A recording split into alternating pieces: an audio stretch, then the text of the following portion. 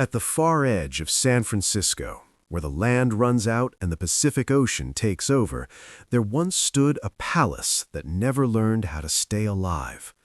They called it the Cliff House, a palace balanced above the sea, beauty clinging to a cliff, a place where everything, wealth, certainty, even history, could disappear in a single moment. Imagine it. Wind crashing violently into exposed rock, waves surging upward, throwing salt and mist into the air. Inside, chandeliers reflected endlessly in mirrors, music filled grand rooms, champagne glasses clinked beneath painted ceilings. Outside, there was only the abyss, dark water, endless motion, no forgiveness. It was a dream built in the most dangerous place possible. And it died again and again. Fire consumed it, an explosion ripped through it, storms battered it without mercy. Bankruptcy finished what nature sometimes could not. Each time the promise was the same: this version will last. Each time the ashes proved otherwise. Owners changed, architects changed. San Francisco itself transformed from gold rush chaos to modern city. Within its walls passed every kind of character: advertisers chasing attention, gamblers chasing luck, saints chasing salvation, and swindlers chasing opportunity. The Cliff House welcomed them all under one roof, a crossroads of ambition and illusion. Next door rose another impossible dream, the fantasy of millionaire Adolf Sutro. His vast bathhouses were monuments to excess, labyrinths of glass and steel, heated pools fed by the ocean, an attempt to domesticate the Pacific and turn nature into entertainment. And then, inevitably, silence, ruins, locked doors. Wind moving through empty space. Even today, people stand there, coats pulled tight, staring into the fog and asking the same question. What really happened here? Was it simply bad luck, building on the edge of the earth? Or was it human will, stubborn and defiant, refusing to listen to the warnings of nature? What is stronger, the sea, the fire, or the human desire to build on the edge of an abyss? If you enjoy deep investigations into Gilded Age architecture and the families who built it, like, subscribe, and tell us in the comments which house we should explore next. Your support makes these detailed stories possible. Chapter 1: Edge of the World. Thank you for joining me on this journey. Today's story takes us to a place where Gilded Age ambition collided with the cold patience of the Pacific. A narrow ridge where palaces rose and fell with almost mechanical regularity. The address is 1600 Great Highway, San Francisco. The year is 2020. Maya Rodriguez pulls her car to the curb and steps into the wind. Before her stands the Cliff House, shuttered, windows dark, doors locked. Behind it, the ocean continues to roar, indifferent to human plans and human losses. At a side entrance, Mr. Alvarez waits. He has worked here for 30 years, bartender, manager, and keeper of stories. In his hands is a simple cardboard box. Inside are fragments of vanished eras, laminated menus from decades past, matchbooks from dining rooms long closed, and a black and white photograph in a cracked frame. The photograph shows a building that no longer exists, standing on a cliff that is smaller now than it was then. Palaces can stand on cliffs, he says quietly, handing her the box, and still fall. This is the story of the Cliff House. Not one building, but many. Not one dream, but a chain of them, each raised over the ashes of the last. It began in 1863 as a modest white wooden house perched on black volcanic rock at the edge of the continent. The California gold rush had ended, but San Francisco was still intoxicated with momentum. Behind it, the ocean continues to roar, indifferent to human plans and human losses. At a side entrance, Mr. Alvarez waits. He has worked here for 30 years, bartender, manager, and keeper of stories. In his hands is a simple cardboard box. Inside are fragments of vanished eras, laminated menus from decades past, matchbooks from dining rooms long closed, and a black and white photograph in a cracked frame. The photograph shows a building that no longer exists, standing on a cliff that is smaller now than it was then. "Palaces can stand on cliffs," he says quietly, handing her the box, "and still fall."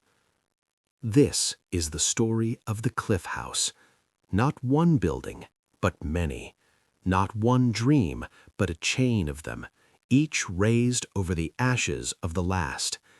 It began in 1863 as a modest white wooden house perched on black volcanic rock at the edge of the continent. The California gold rush had ended, but San Francisco was still intoxicated with momentum. The city had exploded from roughly 1,000 residents in 1848 to 25,000 by 1850. Money flowed. Ambition flowed faster. People looked west toward the ocean and asked what could be built where the world seemed to end. That first cliff house was simple, fragile, more idea than institution. The builder's name has been lost to time, but the motivation is clear: ambition, speculation, and the American instinct to claim dramatic ground. The Cliff House sits at the far western edge of San Francisco, where the city ends and the Pacific begins. Point Lobos bends south. Seal rocks rise from the water like broken teeth, dark and seemingly permanent. Land's End stretches north, a trail where hikers still walk the line between solid ground and emptiness. On clear days, the Farallon Islands appear 27 miles offshore. On foggy days, most days, you see only white. A drone rises above the scene now, the camera tilting downward. The building clings to the cliff face. The waves below are patient. The rocks are older than nations. The structure, cream-colored stucco, red tile roof, loosely Spanish Revival, looks both enduring and fragile, the way all human creations do when measured against geologic time. At first, people came by carriage. Later, they arrived by streetcar. They traveled to the edge of the city simply to stand still. They gathered at the cliff to watch the seals haul themselves onto black rock. They ate, they drank, they stared into open water and felt the sharp jolt of awe that comes from looking at something vast and indifferent. The ocean offered no comfort, only scale. Maya lifts the stack of old menus and discovers a letter tucked beneath them. The paper is brittle and yellowed, warped by moisture. A water stain blooms across one corner. In the upper right, a date is barely visible: January 1st, 1897. The ink has faded but remains readable. The edges are darkened, not only by time, but by smoke. She reads the first line: "I watched it burn from the ferry." The sentence ends abruptly. The rest of the page is gone, reduced to ash. Chapter 2. Boomtown Breath. The letter in Maya's hands quietly binds together two fires, two endings separated by decades. But to understand why anyone built at Land's End at all, we have to rewind much further. We have to return to the city that rose from mud and ambition faster than almost any other in American history. In 1848, James Marshall finds gold at Sutter's Mill. The news spreads like fever. Men abandon farms, shops, and families. Ships pour into San Francisco Bay, only to be deserted as crews vanish inland, chasing rumor and luck. Hulls rot at anchor. A settlement that barely exists detonates into life. The numbers tell the story clearly. In 1848, San Francisco holds roughly 1,000 residents. By 1850, that number jumps to 25,000. By 1852, nearly 36,000. An instant city thrown together by hope, speculation, and the irresistible gravity of gold. The streets cannot keep up. In winter, they dissolve into mud. In summer, they turn to choking dust. Buildings rise in weeks, wooden frames, canvas roofs, belief substituted for foundations. But gold alone does not explain the cliff house. Money was only part of the equation. The newly rich needed places to spend, to be seen, to perform civilization at the very edge of wilderness. And so the city pushed west. In the 70s, Golden Gate Park opened, nearly 1,000 acres carved deliberately out of dunes and sand. It was a statement. San Francisco would have beauty, culture, and places for families to gather in their best clothes. Streetcar lines followed. By the 1880s, you could ride from downtown to the ocean for a few cents. The journey took less than an hour. The destination, Ocean Beach, Seal Rocks, the Cliff House, became ritual.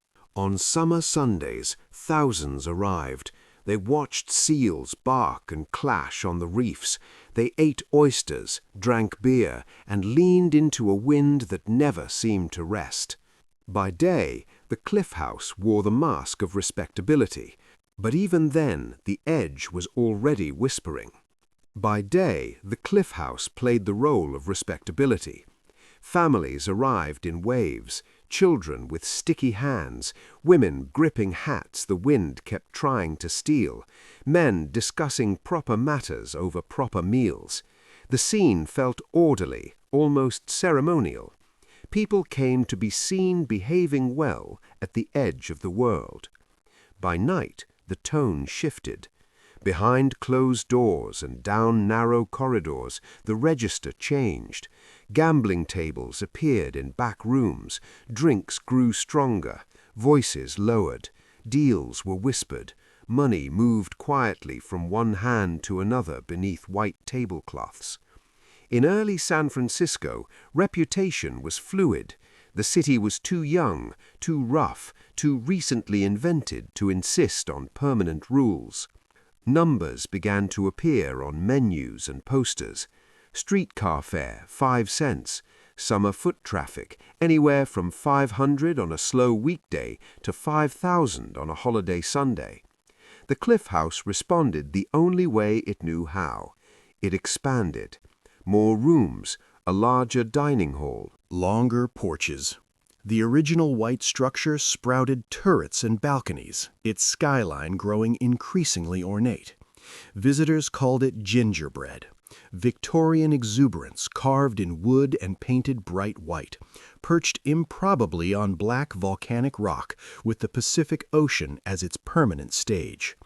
Photographs from the 1870s and 80s capture a building that looked both solid and absurd. 3 stories tall, clapboard siding, bay windows staring straight into open water, a wraparound porch where visitors lean forward, pointing toward the seals below. The Cliff House clings to the cliff with visible determination. Behind it, rock and surf. In front of it, people, hundreds on busy days, buttoned into stiff, formal clothing, posing carefully at the continent's edge as if they had arrived at meaning itself. San Francisco believed deeply in progress then. It believed geography could be negotiated, that the future would overwhelm the past. The Cliff House embodied that faith. It was not merely a restaurant, it was a declaration. The city faced the ocean. The ocean faced the city. And the bargain between them, everyone assumed, would be profitable and permanent. Streetcars ran every 15 minutes on weekends. Oysters arrived fresh from the bay. Champagne, the advertisements promised, came from France. The view cost nothing. Stand at the window, look west, see only water stretching toward Asia. Feel the floor tremble when a heavy wave struck the rocks below. Feel alive, feel modern, feel part of something built to last forever. Except, of course, it would not. Chapter 3. The Dynamite Night. In San Francisco, permanence has always been negotiable. The city would learn that lesson repeatedly. The Cliff House learned it first. January 16th, 1887, evening. The dining rooms are full. Sunday guests linger over late courses. Gas lamps cast warm halos against the winter dark. Outside, the ocean is rough, but not unusually so. The wind smells of salt. Seals on the rocks below bark their familiar complaints. Everything feels routine. Until it isn't. The blast arrives without warning. A shockwave tears through the building, rattling every window, skating glassware across linen, freezing conversations mid-word. Witnesses later struggle to describe the sound, whether it came from the water, the darkness, or everywhere at once. A single, impossible boom.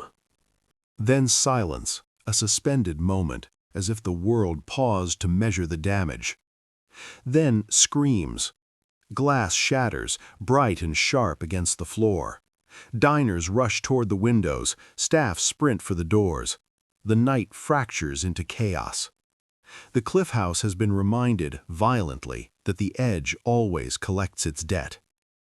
Outside, in the thin glow of lamplight, debris begins to fall. Splintered wood, twisted metal, shapes impossible to name, hissing as they disappear into the waves below. The air fills with the sharp smell of sulfur and smoke. Somewhere out in the black water, catastrophe has found its mark. Rumors race ahead of facts. A steamer has exploded. A sea creature has struck.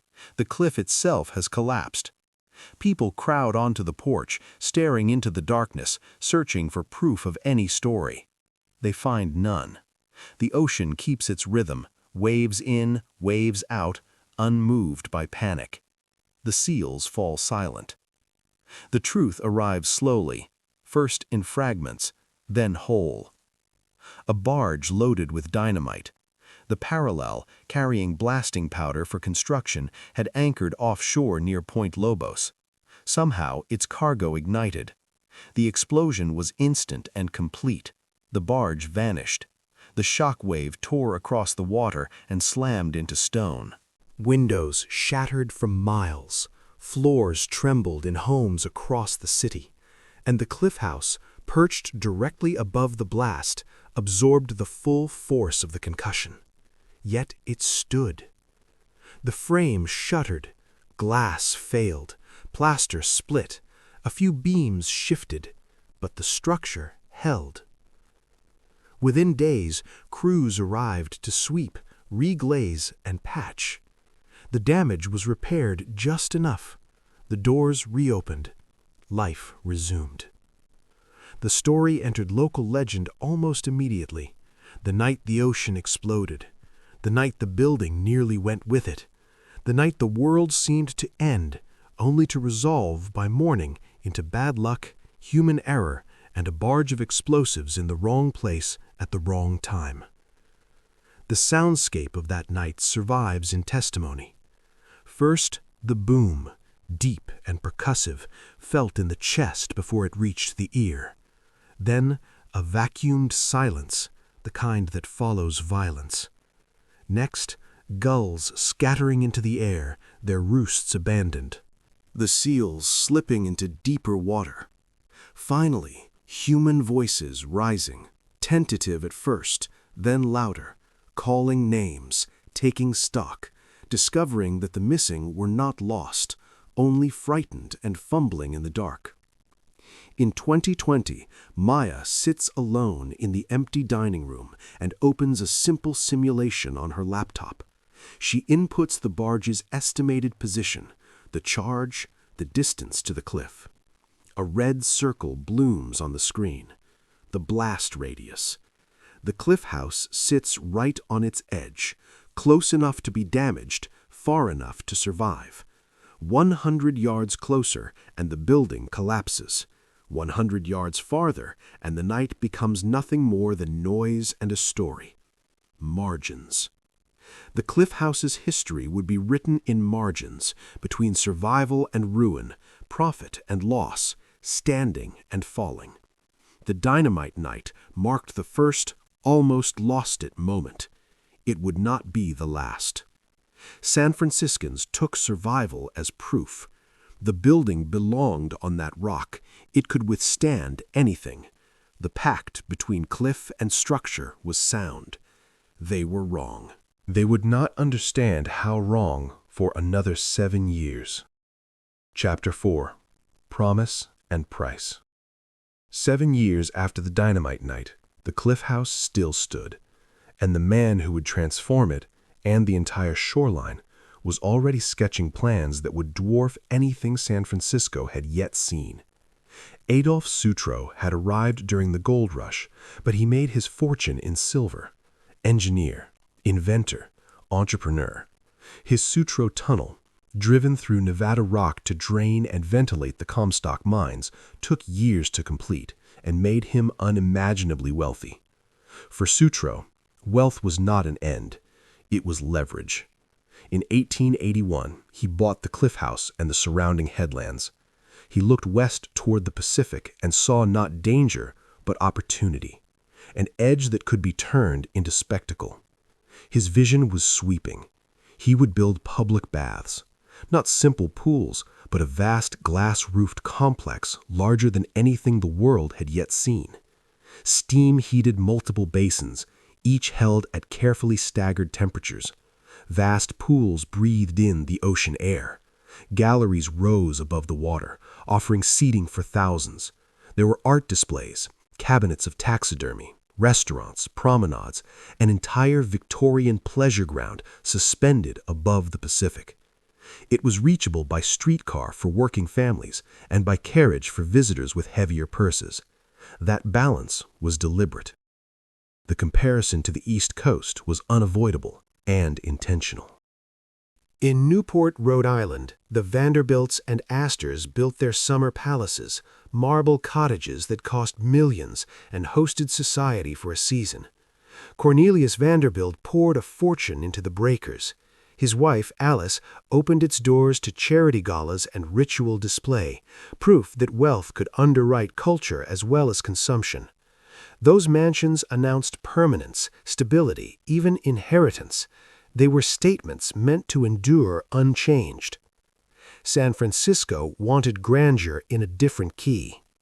Not private palaces for the few, but public marvels for the many. Less East Coast formality, more West Coast access. Just enough polish to declare that the city had arrived. This was a place born overnight, allergic to exclusion, impatient with tradition. Adolf Sutro understood that instinct perfectly. His baths would not be elite. They would be democratic, affordable, spectacular. Anyone who could afford a single quarter could enter. The Pacific would no longer be something you stared at from a distance. It would be something you inhabited, controlled, and consumed. Dr. Eleanor Pierce, an architectural historian at the University of California, Berkeley, sits in her office in 2019. Books line the walls. Photographs of Gilded Age facades are spread across her desk. She leans forward, choosing her words carefully. In Newport, she says, money built palaces. In San Francisco, the ocean tested them. That's the core distinction. On the East Coast, the Atlantic was comparatively gentle. Resources were near bottomless. Maintenance was another line item. But here, on cliffs battered by wind, storms, and salt air, maintenance was not routine, it was an existential struggle. Metal corroded, wood softened, Glass fractured. Nature always held the final move.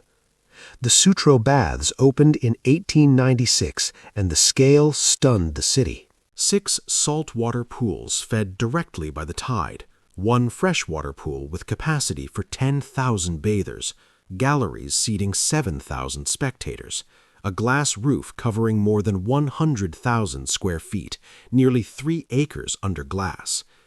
Visitors could swim in precisely controlled temperatures, watch athletic exhibitions, wander past taxidermy displays in the museum wing, dine on site, then step next door to the Cliff House for a formal supper while the sun sank into the Pacific.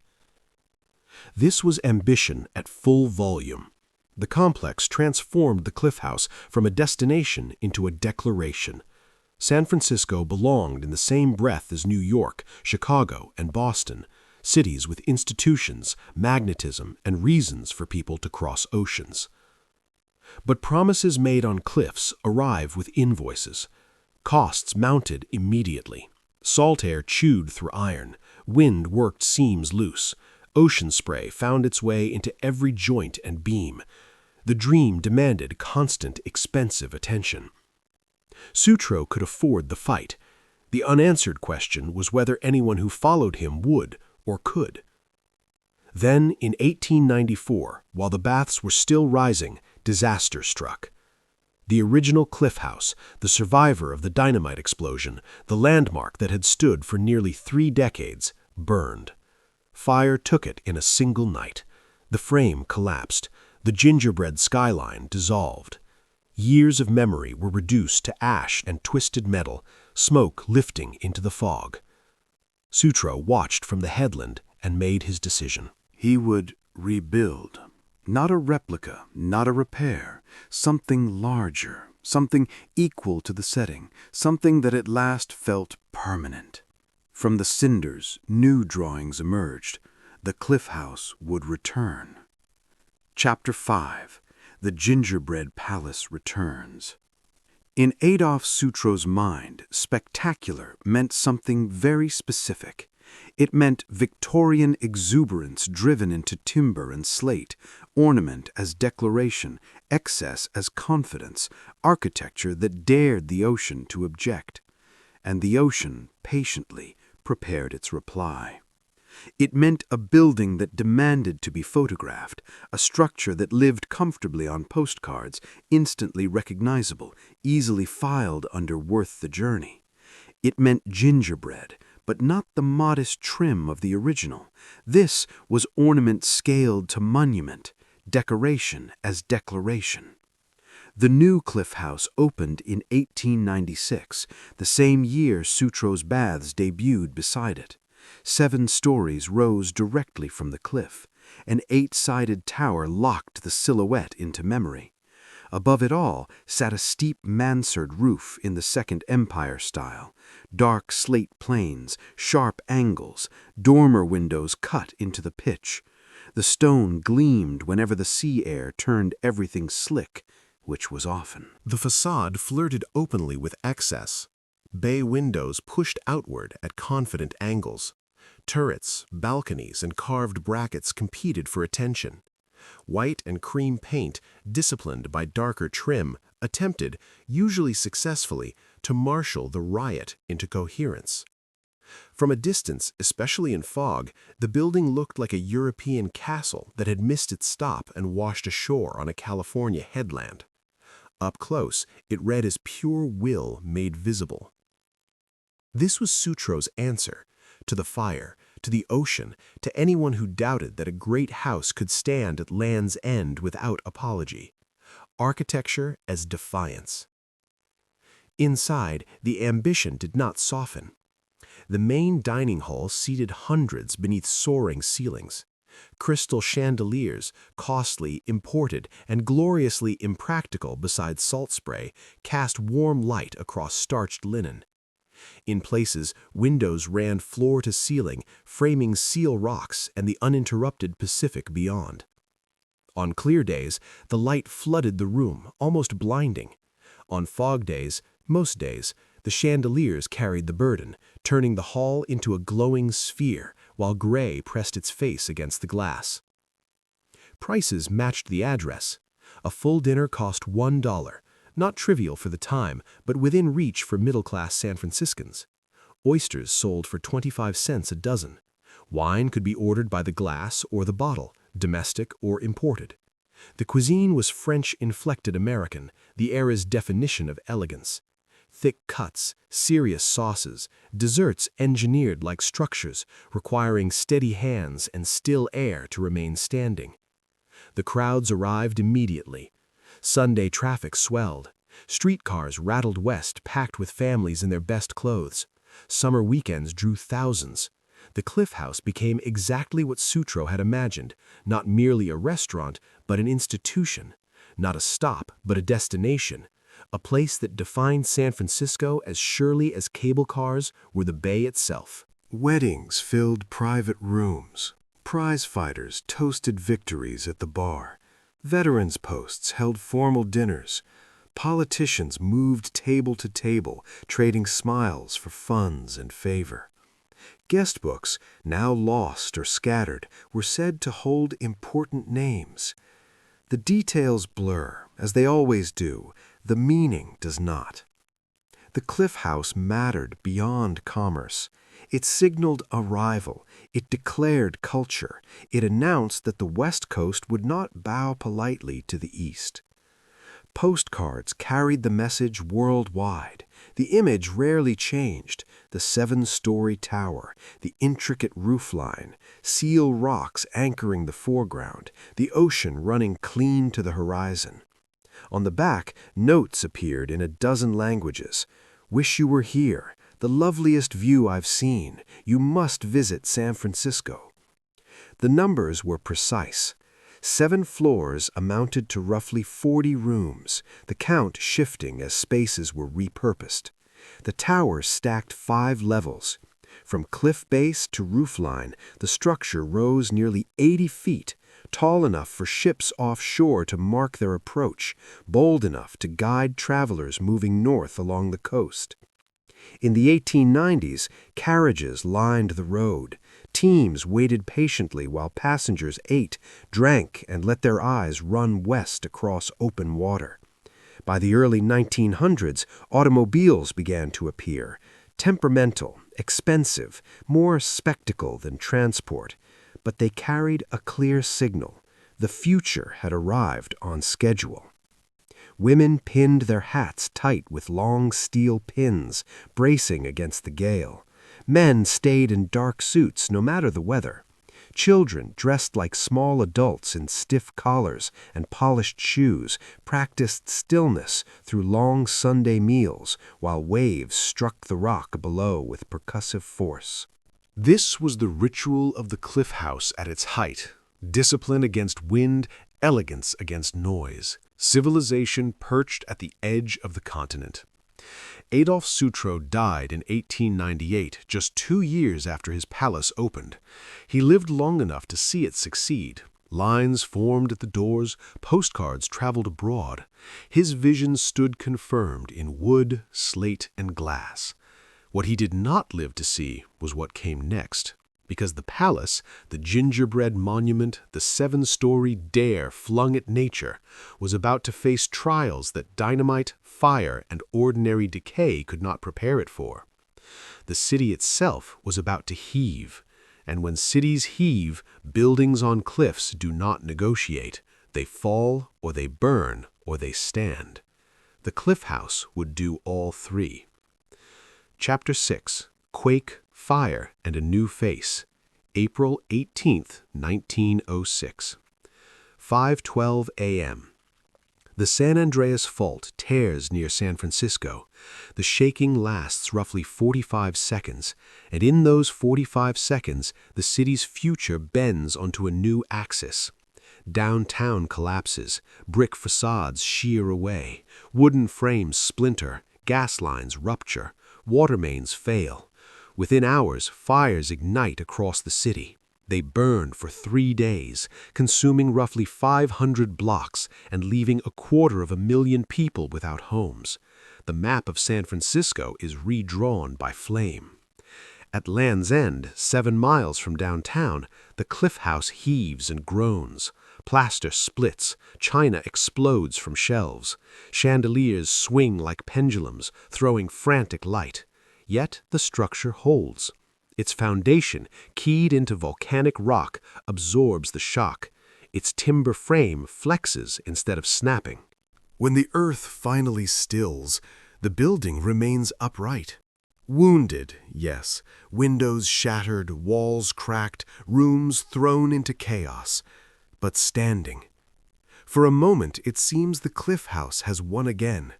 Staff arrive, damage is tallied, repairs are sketched, reopening feels possible within weeks, perhaps months. San Francisco will rebuild, the cliff house will rise with it. The disaster feels survivable, contained. Then the fire comes. September 7th, 1907, roughly 18 months after the earthquake. The cause is uncertain, accounts conflict, records are incomplete, lost, or never finished. What is known is simple. Flame appears somewhere inside.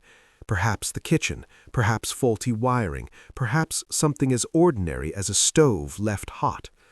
Fire in a wooden labyrinth filled with fabric, furniture, and alcohol does not pause for explanation. The blaze races upward. 7 stories of Victorian bravado become 7 stories of flame. The tower turns into a torch. The steep slate of the mansard roof heats, fractures, and collapses inward. Bay windows burst from thermal shock. Chandeliers sag, then drip, then vanish. The great dining room, once a cathedral of ritual and light, fills with smoke, then ember, then absence. Crowds gather on the beach below.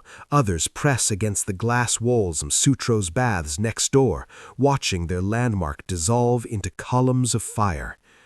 Ferries entering the Golden Gate mark the smoke plume rising from Land's End, black against the sky. One passenger, the author of a letter Maya would later find in Mr. Alvarez's box, writes, "I watched it burn from the ferry. The smoke was black, then white, then black again. The building held its shape until it didn't. Then it was just a skeleton against the sunset. Then it was gone." The letter ends there, mid-thought, as if language refuses to continue once beauty is reduced to ash. The cliff house is gone again. First, the fire of 1894 erased the original structure. Now the fire of 1907 destroys Sutro's replacement. 2 total losses in 13 years. Reason would say, walk away. Admit the site is cursed. Admit that palaces on that cliff are a contest nature will not allow humans to win. Instead, they rebuild. The 3rd cliff house opens in 1909, and this one is different. The Victorian exuberance is gone. The gingerbread skyline disappears. The 7-story tower that burned so spectacularly is not resurrected.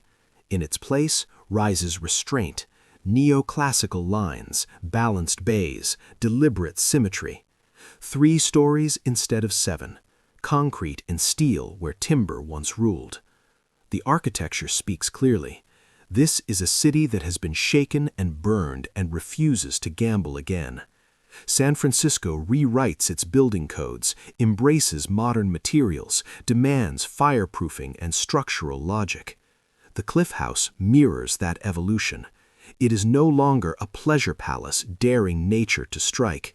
It is a modern restaurant designed to endure, to absorb earthquakes, resist flame, and face the salt wind that never rests. Inside, the mood is simpler but not spare. Tile replaces ornate plaster. Ornament gives way to proportion. The windows remain grand. The views remain operatic. The Pacific still fills the frame. The building has changed its language, but not its purpose. It still stands at the edge of the continent, looking west. The overall feel of the neoclassical cliff house was different, more assured, less eager to dazzle, confident in its place atop the cliff. Archival permit maps, now animated in modern reconstructions, trace contractor notes, approvals, and cost lines arcing skyward. Total expense, adjusted for today's money, lands around $4 million. Not cheap, not reckless, a deliberate investment in a building meant to endure. Decades later, Mr. Alvarez recounts his grandfather's memories from the 1920s. He worked at the Cliff House then. You could smell the lemon oil on the banisters, he said. Every surface polished daily. The place gleamed. Solid. It felt unshakable, as if it could not burn again, as if it could not fail. Yet even the most steadfast building perched above the Pacific is a temporary condition. Chapter 7. Playland, Summers, and Changing Tastes. The neoclassical Cliff House lasted longer this time. It survived decades that reshaped not just the building's rhythms, but the character of San Francisco's western edge. What had once been a relatively isolated destination thickened into something larger, louder, more democratic, and decidedly more chaotic. Playland at the beach emerged in the 1920s, stretching along Ocean Beach just south of the Cliff House. It was not a single attraction, but dozens: roller coasters, a carousel, a funhouse of distorting mirrors, shooting galleries, cotton candy shacks, saltwater taffy counters, penny and nickel arcades. The soundtrack never ceased. The scream of the Big Dipper, the clop of carousels, barkers promising prizes, waves pounding beneath it all. Suddenly, the Cliff House had neighbors. The quiet poise of the 1909 rebuild now competed with carnival clamor. Families visiting the rides stopped for lunch. Teenagers seeking thrills discovered beer if they looked old enough or knew someone who did. The restaurant's identity grew fluid, its tone dictated by clock and calendar. Sunday afternoons adhered to tradition. Respectable families, children in crisp clothing, parents ordering full dinners, behaving as Sutro had once envisioned, treating the Cliff House as a destination worthy of manners and Sunday best. Saturday nights, however, shifted entirely.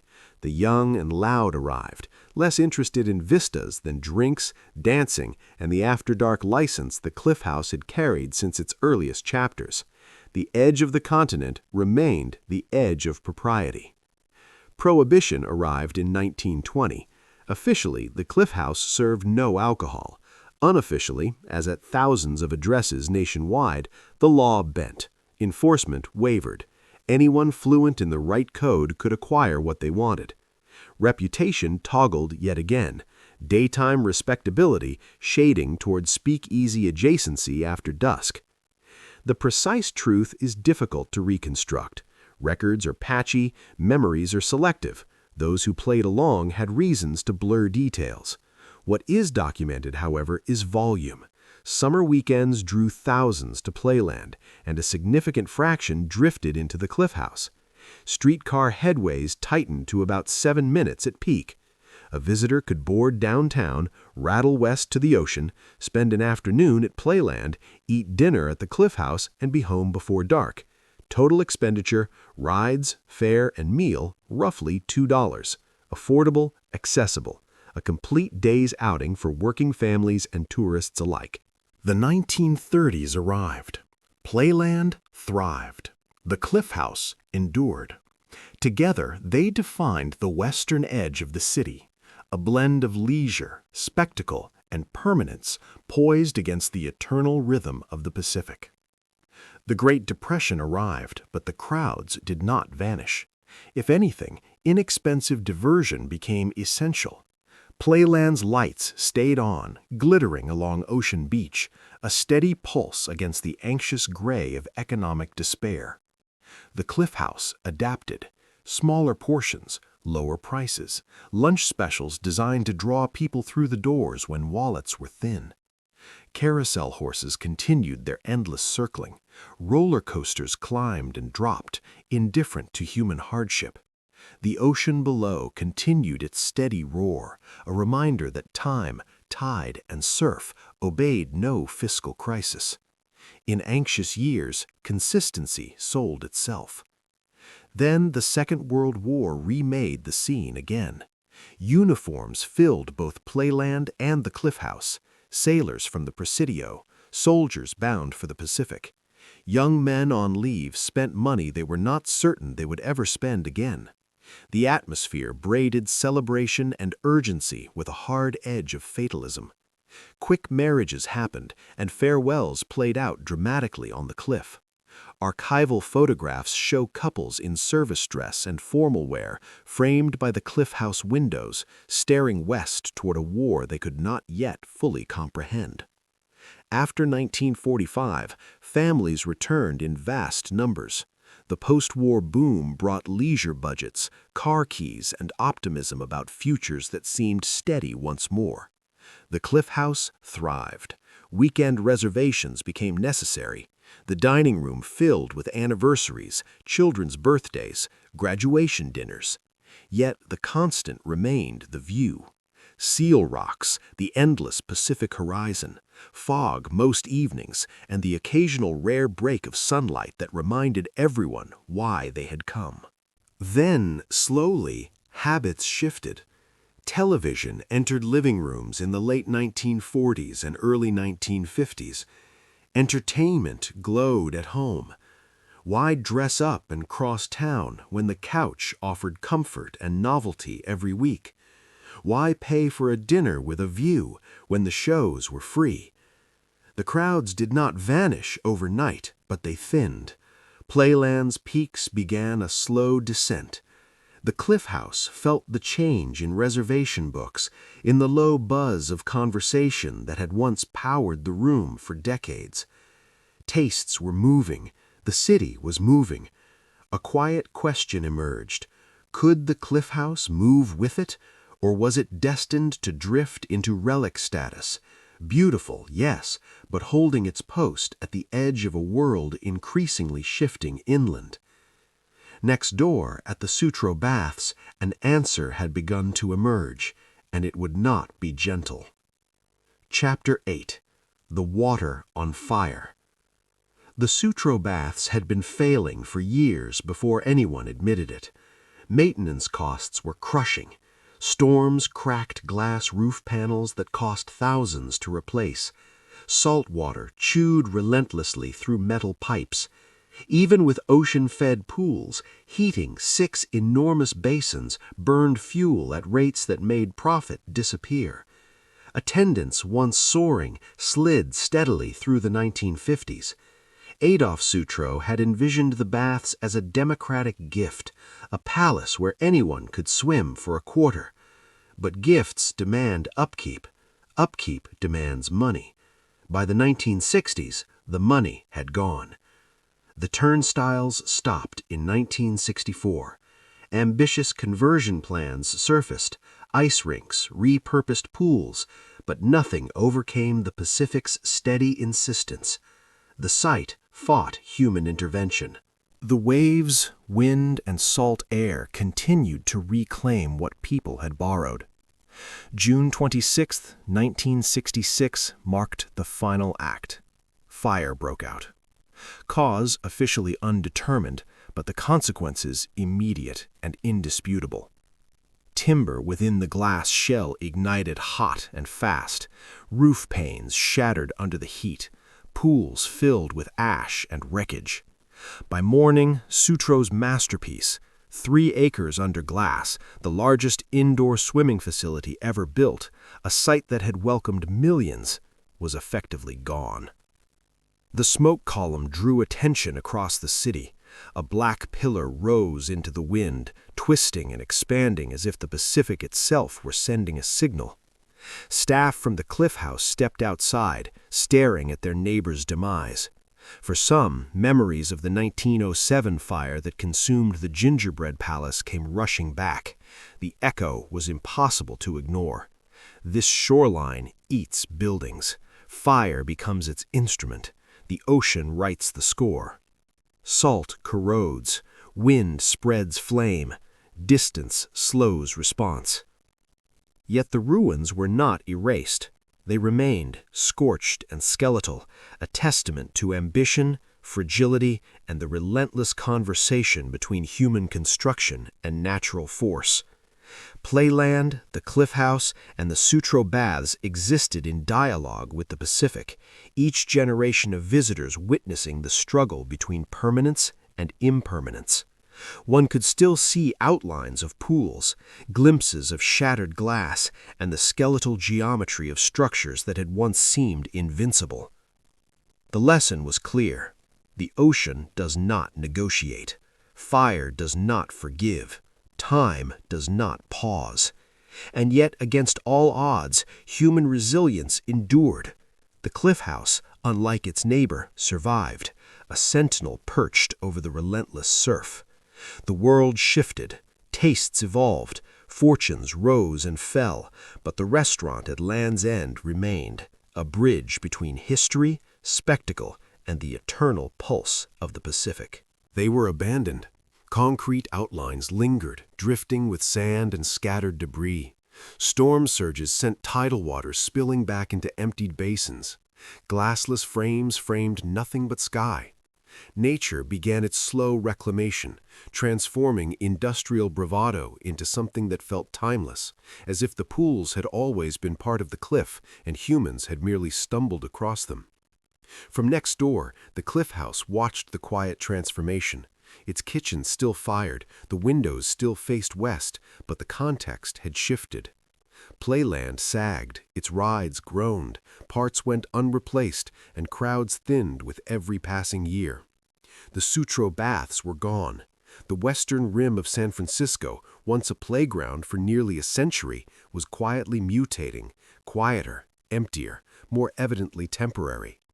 Ownership of the Cliff House changed hands repeatedly. The Sutro family long gone, successive operators tried successive formulas: white tablecloth dining, casual fare, event venue, tourist magnet. Some years turned black, others red, yet all collided with immutable realities. The building was costly to maintain, the site spectacular but isolated, and the weather was unforgiving. Fog, wind, and a persistent chill gnawed at guests and staff alike, even in summer. Infrastructure aged with stubbornness.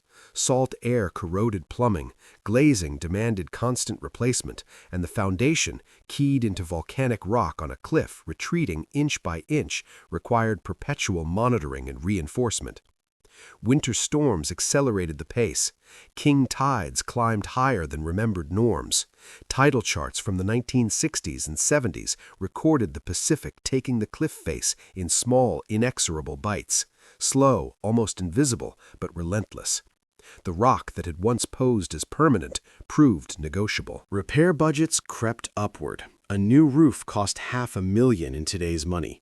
Window packages, $200,000. Foundation reinforcement, impossible to estimate because the cliff itself moved. Dr. Pierce's comparison between Newport and the Pacific tightened every season. In Newport, a roof leak is a week's work. On a cliff, a roof leak is the first hint of a landslide. There was no single catastrophe for the Cliff House in these decades. There was erosion, stone eroding literally, margins eroding financially, certainty eroding civically. The conviction that this place would always be here, always matter, always fill tables for the view, thinned. Crowds continued to arrive, though fewer. The open signs still glowed, but over slimmer margins. The building stood, and everyone involved knew, perhaps unspokenly, that standing is not thriving and thriving is not sustainable. The cliff kept shrinking. The ocean waited. The Cliff House plated dinners, lit its lamps, and kept the illusion alive. Forever was negotiable, until suddenly it was not. Chapter 9. Quiet House, Loud Ocean. When the end came, it arrived without spectacle. No fire, no earthquake, no midnight blast. Just a virus, a lockdown, and the collision of economics with a century and a half of strain. March 2020. COVID-19 shutters restaurants across California. The Cliff House closes, like thousands of others, expecting to reopen in weeks, perhaps months. Weeks stretch into months. Months stretch toward a year. The rooms sit frozen. The ocean continues its work. Salt air gnaws. Wind probes every window seal, every door frame, every seam in a structure that has always demanded relentless care to remain alive. December 31st, 2020. The operators announce permanent closure.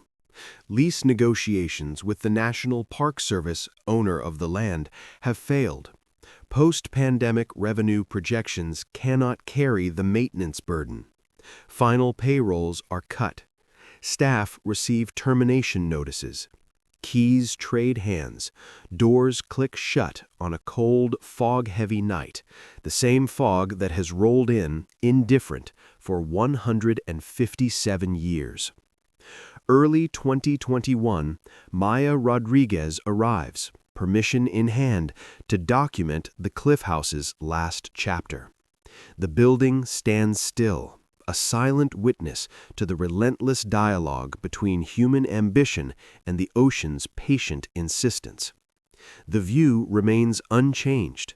Seal rocks, the Pacific horizon, fog drifting like ghostly curtains. The site no longer hums with the rhythm of diners, laughter, and waves mingling with carnival noise. It waits. The story of a palace on the edge, of survival and surrender, is ready to be told. Cornelius Vanderbilt built fortunes, Dr. Pierce says, seated amid photographs of estates on both coasts. His wife, Alice, understood something equally crucial. She opened doors, not just literal doors to their grand Newport mansion, but institutional doors.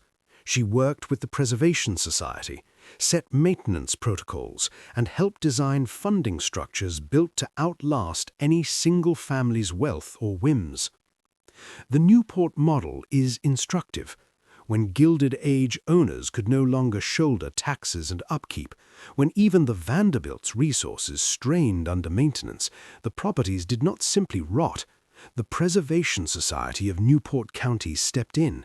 Houses became museums, revenue flowed from tours and events, and, most importantly, endowments were calibrated to the real costs of maintaining specific buildings in a specific climate. The math is precise and unforgiving. A Newport mansion requires roughly $500,000 each year for baseline care, roof inspections, gutter cleaning, paint touch-ups, masonry repairs, climate control, pest management. Before accepting a property, the society secures funding to match those tasks. Then it adjusts the endowment to the building's particular vulnerabilities. Place changes everything. Newport's Atlantic shore is comparatively gentle. Storms arrive, salt is present, but compared with the Pacific cliffs at Land's End, Newport is forgiving. Dr. Pierce slides over her notes. Average wind at Newport, 12 miles per hour. At Land's End, roughly 15 miles per hour, with gusts topping 50. Annual precipitation, Newport 46 inches, Land's End 23 inches, but with higher humidity and persistent fog, creating relentless moisture exposure without the flush of heavy rain. The maintenance implications are stark. Roof tiles at Newport last around 30 years. At Land's End, lucky to see 15. Exterior paint endures 7 to 10 years in Newport, 3 to 5 on the cliffs. Metal flashing, fasteners, and structural elements corrode at roughly double the rate. And the ground itself, the cliff, is always in motion. Newport mansions sit on relatively steady earth. Foundations settle, but they do not migrate. At Land's End, the edge retreats. Geotechnical surveys over the past 5 decades show steady erosion, some years inches, storm years feet, averaging roughly 6 inches annually, drawing the ocean incrementally closer to the Cliff House foundation. On a whiteboard, Dr. Pierce sketches 2 columns, Newport and Land's End, line items for roof maintenance, gutter replacement, exterior paint, window sealing, foundation monitoring, emergency repairs. Newport's column lands near $500,000 a year. Land's End, for a building of similar size, pushes beyond $1 million. And that's just maintenance, not improvements, not upgrades, not enhancements. That is the cost of standing still where the ocean is actively reclaiming its edge. The Newport lesson extends beyond dollars. It is governance matched to reality. The Preservation Society preserves buildings by first preserving the systems that preserve them. Boards are designed to outlast individuals. Endowments are built to throw off income in perpetuity. Protocols privilege the next 50 years over next month's headlines. Buildings are not saved by good intentions alone. You need specific dollars in specific accounts, earning specific returns to fund specific tasks on schedule, Dr. Pierce explains. Engineering reports every 5 years, climate data driving choices, planning for storms that haven't yet come but will. The question facing the Cliff House is whether anyone will build those systems, pledge those resources, and make those long-horizon decisions. The building can be saved. The open question: will the community value it enough to match the ocean's persistence? The numbers are undeniable. The cliff keeps shrinking. Maintenance costs keep climbing. The decision keeps approaching. Fund the work properly, or watch another ruin form, a romantic failure at the continent's edge, a palace claimed by time, salt, and wind. Chapter 11. What we choose to save. The future of the Cliff House is a test of priorities. Beauty alone is insufficient. History alone is insufficient. The structure, the view, the stories, these matter only if matched by planning, funding, and care. Preservation is a pact between humans and nature, between memory and reality, between what we value and what we are willing to protect. Every decision is deliberate. Every inaction costs. At Land's End, the ocean waits, the cliff recedes, time passes, and what we choose to save becomes a measure of who we are, whether we let beauty vanish or whether we fight pragmatically and persistently to keep it alive. The math sharpens the problem, but numbers alone cannot answer the deeper question. Why fight to save this building instead of letting it drift into ruin beside the Sutro baths, another monument to ambition swallowed by time? Why wrestle the Pacific for another decade, another century, when the ocean has infinite patience and human budgets do not? Leila Sutro, great-great-granddaughter of Adolf Sutro, sits in her Richmond district home, a family album open on the table. Photographs from the 1890s capture her ancestor near the Cliff House and his beloved baths, confident, prosperous, deliberate. Later pages chart aging, struggle, fire. The album is thick yet incomplete, missing pages, removed prints, stories softened or clipped. Not every heirloom survives, she says quietly. My family learned that Adolf built so much, she continues. The tunnel, the baths, the cliff house, the gardens, the railway. Most of it is gone. The tunnel remains, repurposed. The baths are ruins, the railway erased. You cannot keep everything. You choose symbols. You decide which piece carries enough meaning to justify the cost of care. For Leila, the Cliff House embodies her great-great-grandfather's democratic instinct. Beauty should not be gated. Spectacular views and architecture belong to everyone, not just the wealthy. He could have built a private mansion. Many urged it. Instead, he built a public restaurant, baths for a quarter. He treated beauty as a public good, not a private toy. That philosophy is worth saving, even when buildings fail. Community meetings begin in late 2021. The National Park Service, which owns the land, hosts sessions at Fort Mason Center, inviting stakeholders to imagine the future. The room is more varied than expected.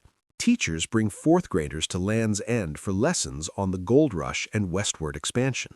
Surfers speak of the Cliff House as a fixed point for navigation. Museum professionals, historians, architects, longtime San Franciscans, and newcomers gather together. One teacher describes field trips.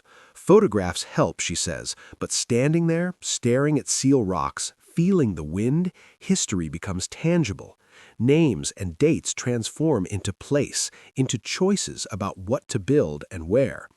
A surfer in his 60s talks of sunsets, tides, orientation, the way the building functions as a fixed marker when you are on moving water. You pass the break, you glance back, you find the cliff house, you know exactly where you are on the coast.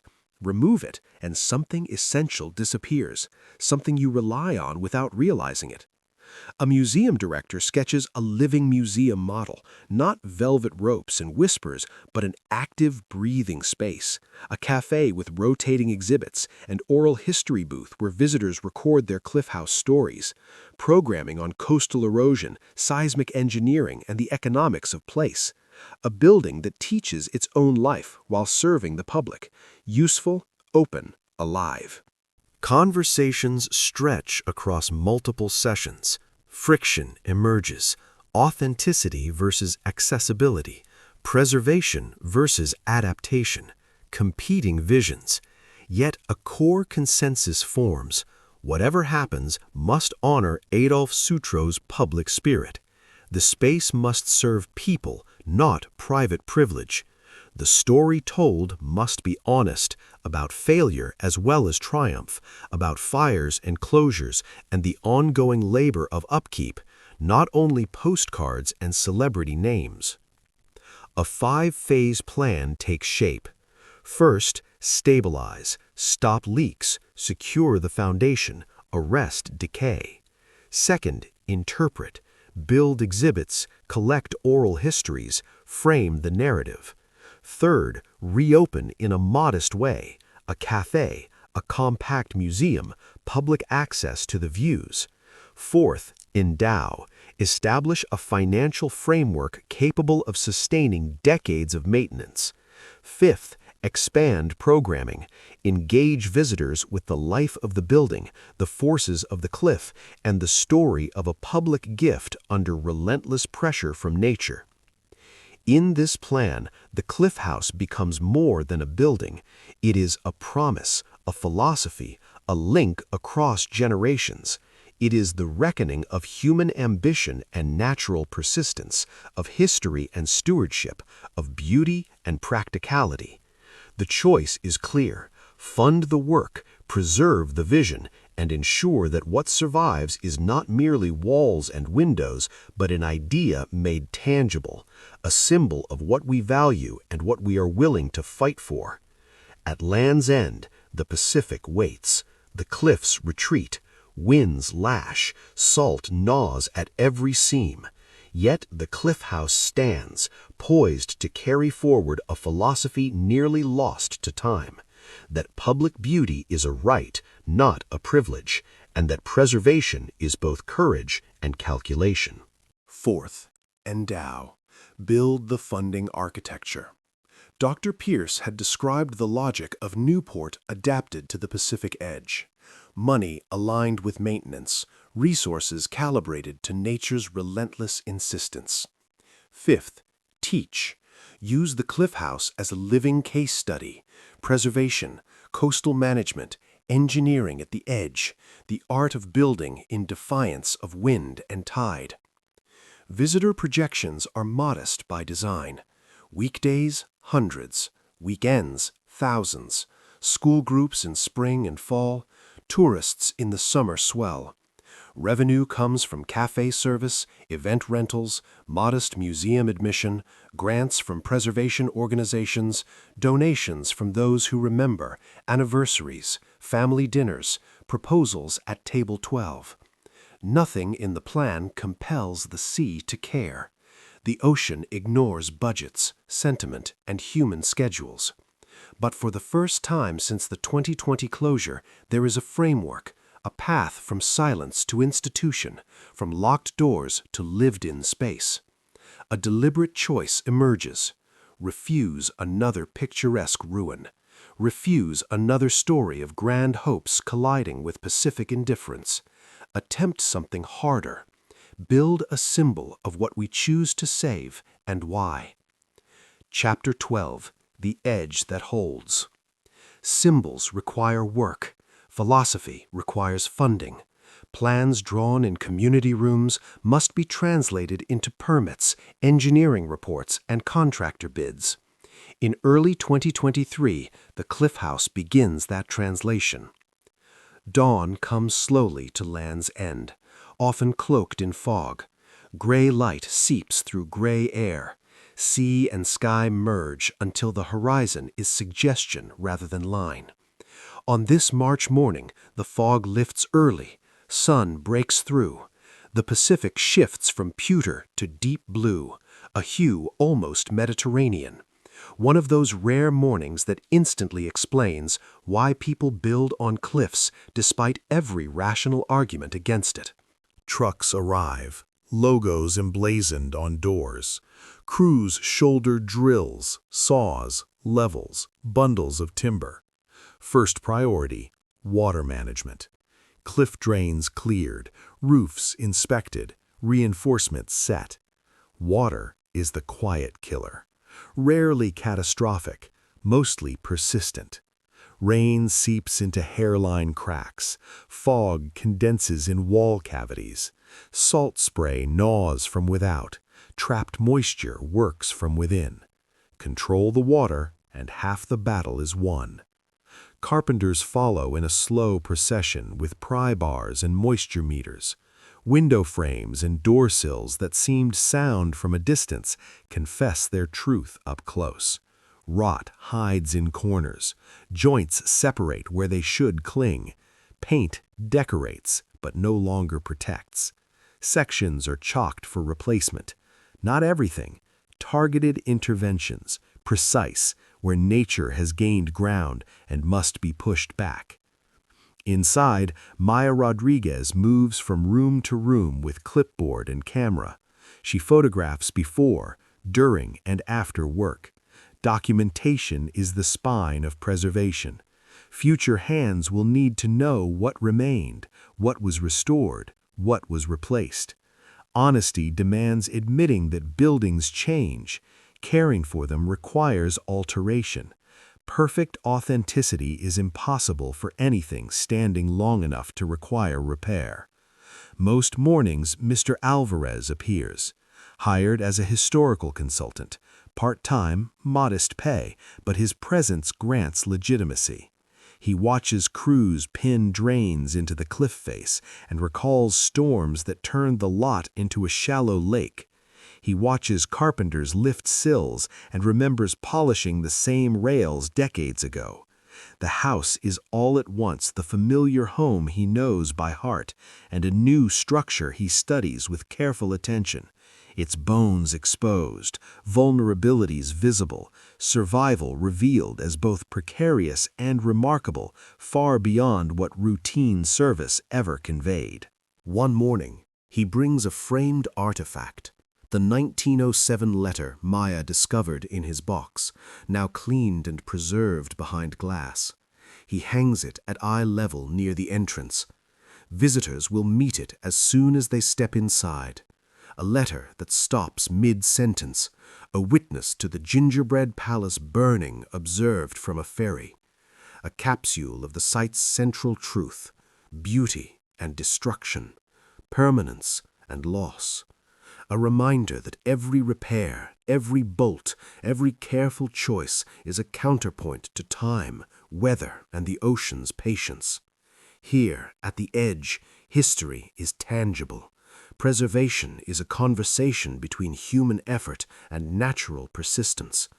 Every day's work is a testament that something extraordinary, built for the public, can endure, but only if the choice to save it is intentional, funded, documented, and fought for.